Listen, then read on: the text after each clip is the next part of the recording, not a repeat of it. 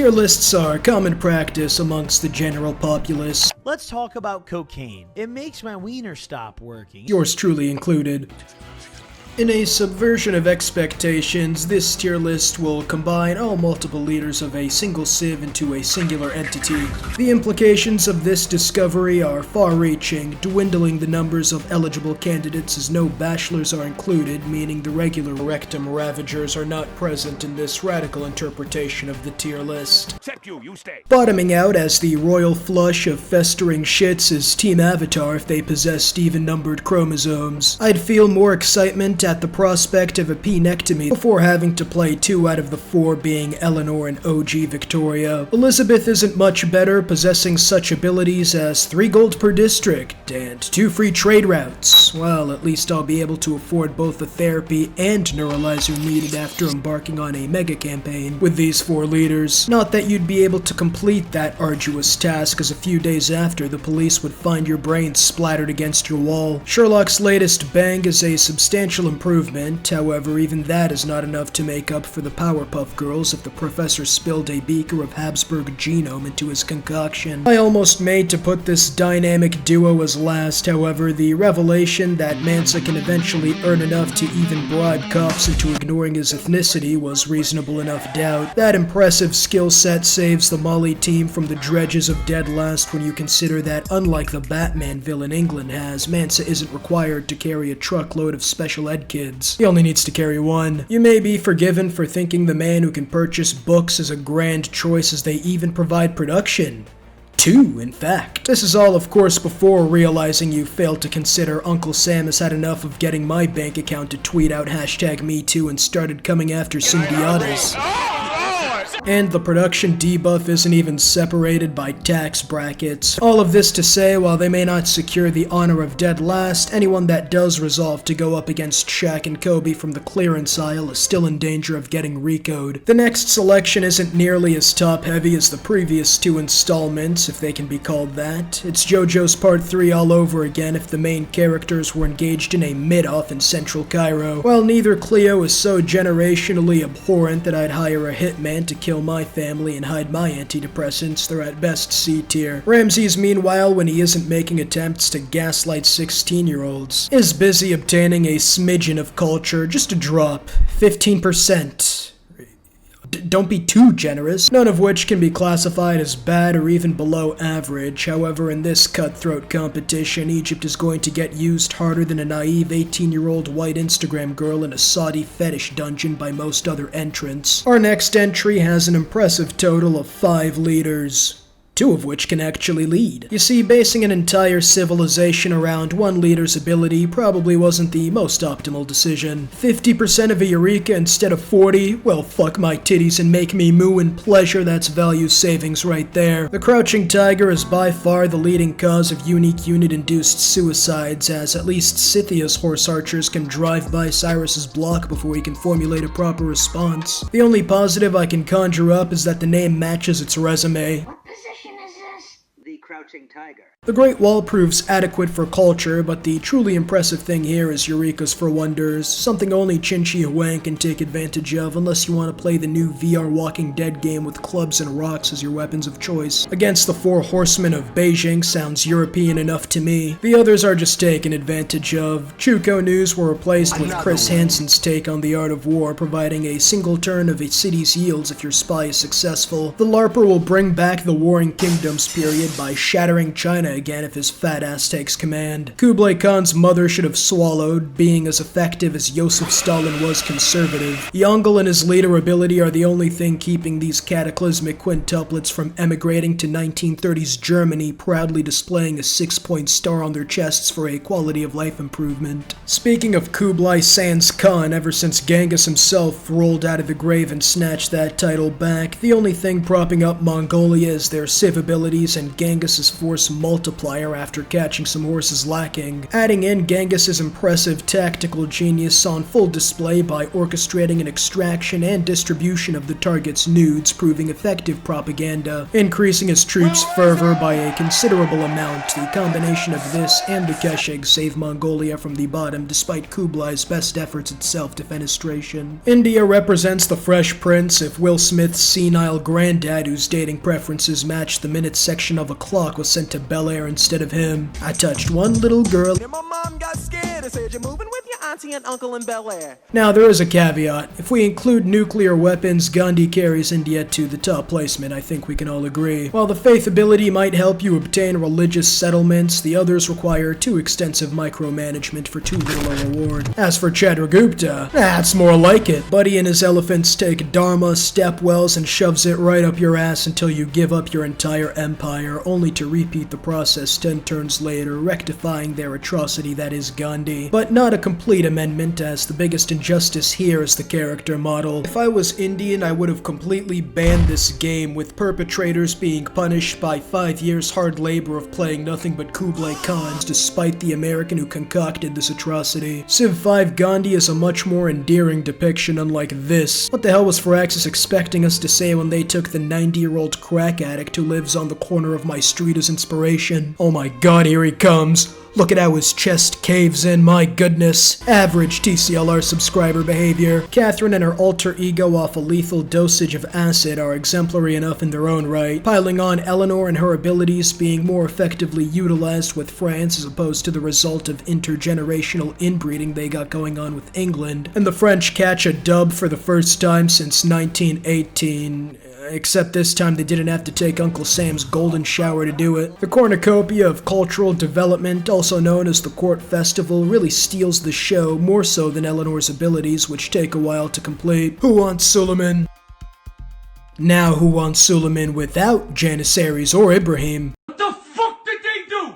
Who the fuck is this? Magnificent is an interesting leader if you're not paying any attention to the game or looking at the screen whatsoever. They implemented the difficulty scale South Park pioneered and removed all the benefits Suleiman had after throwing him in a tanning booth, cause why they thought removing Janissaries and Ibrahim was a good idea is beyond me. Somebody's credit score definitely went down for that. Both Greeks are specialists in their fields and are relatively on equal footing until one of them reads Mein Kampf and thinks, damn, he's spitting. The 5% bonus to culture is a lead if you can secure 5 or more city-states, but the easily accessed potential found with Gorgo is really what puts Greece in the middle of the pack here. Hoplites can be effective early on if matched up against an opponent suffering from the consequences of insulting Mike Tyson's stutter, and the Acropolis provides the envoys needed to have city-states look at you with awe and wonder. Despite Nader wasting his military budget on drip, that works in his favor, as even with such an underwhelming leader ability, the satrapies are most effective at sanctions avoidance after you get desperate enough to send your immortals to Ukraine. One of the strongest unique units in the entire game, you'd have an easier time backing out of Cracker Barrel with your limbs intact after calling Ronald Reagan a pussy than you would against these archer swordsmen. Factor in Cyrus being unmatched at playing peekaboo before hiding half your empire and proceeding to do it again in 10 turns is enough to put them in the top half of this list. I forgot Norway the first time I made this list, so the rankings from before are pushed down by about 1. The amount of raiding you can do with both Norways, whether by land or sea, is astronomical. All we're missing is the Flying Dutchman to have total control over all 3 domains. The Varangian is much stronger as influence points from stave churches, along with all those levies granting you insane amounts of yields in the mid-game, will help your resources more than the naval-centric focus of the other. Berserkers are elite, essentially being an era ahead when attacking, and while they have a defensive debuff against melee attacks, the Civ 6 equivalent of going second to Goku in Slap Fight isn't the disadvantage you think it is. This is the first Civ where there's relative parity between the two, with Hojo and Tokugawa both possessing enough destructive capabilities to tourism so as to necessitate the opposition to pop into Walgreens for some hemorrhoid cream. I've personally never partaken in a threesome, but I would imagine it to be something akin to America, where you have 2 superstars performing, and then the dude who finishes first and sits there watching the others go at it. Perhaps put on a pot of tea when it gets too uncomfortable. Well, You can consider us friends. Rough Rider isn't bad by any means, but is at best mid, and if we did this tier list a year ago, America would be engaging firmly in the Battle of Mid. But with Bull Moose Teddy using what I presume to be flower power, saving the trees and your science victory while he's at it, plus Abraham Lincoln treating other civs like he did the Confederates, we can safely defend their placement this far up the list. I'm assuming the word Nzinga means goat in Congolese, else their names are just pure coincidence. Selecting boy after Professor Oak asks you the age-old question prior to taking your mother to the region's local breeding house is definitely getting the short end of the stick. For the gargantuan price of disabling a victory type and the crack-like withdrawals all game, considering Mvemba would suck you off behind a 7-Eleven for the chance to look at your religion, you would think you would get fair recompense. But the reality is you get an apostle every time you finish theater squares or banzas, which...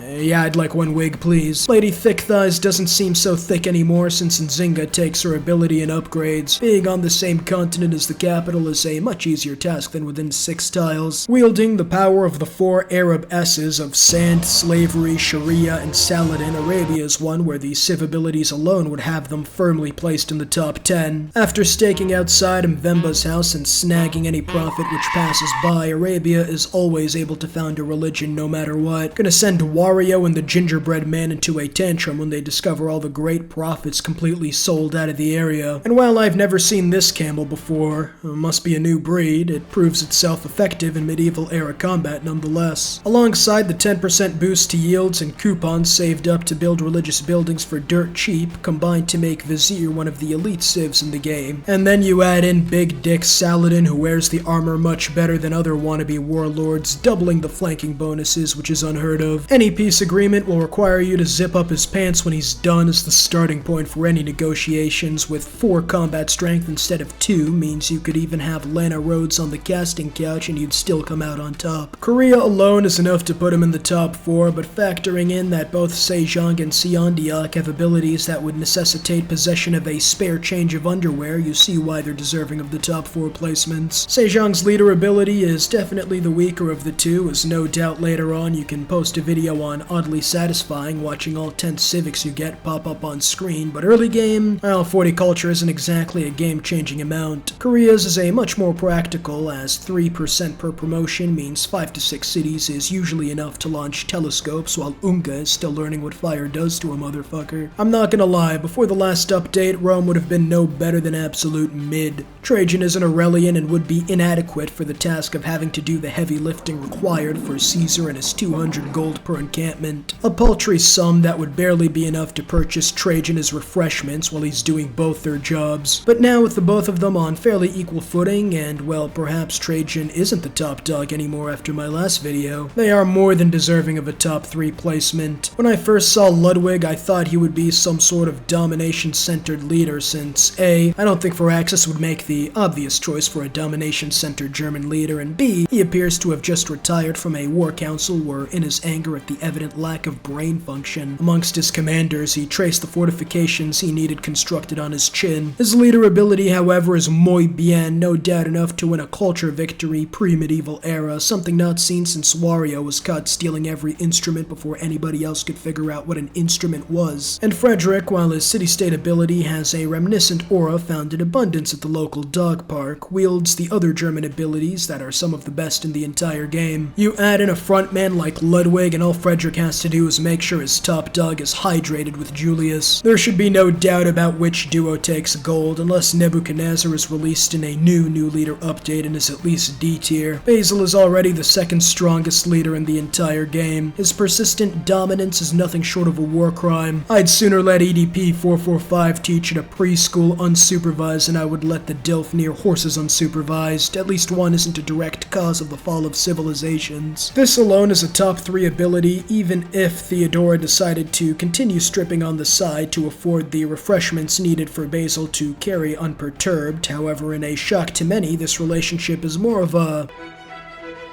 There really isn't any argument that they aren't the strongest duo, with both the strongest and probably top 10 strongest leader in this ranking. In fact, I implore anyone else to make an argument in the comments arguing otherwise. I will respond. Probably.